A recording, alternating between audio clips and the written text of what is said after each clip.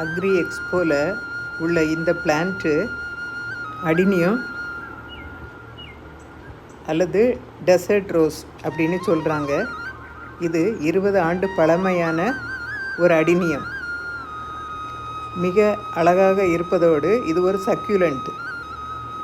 இது மெதுவாக தான் வளரும், ஆனால் நீண்ட ஆயுள் கொண்டது. சூரிய ஒளி அதிகம் தேவைப்படும் தாவரம் இது. அதிகமாக தண்ணீர் ஊற்றினால் அதுதான் இதன் முதல் எதிரி. சின்ன தொட்டியில் போன்சாய் போல் வளர்க்கலாம். பராமரிக்க மிகவும் எளிது. இந்த தாவரத்தின் விலை 6 லட்சம் ரூபாய். சிங்கிள் கலரும் மல்டி கலரும் இதில் பூக்கள் இருக்கும்.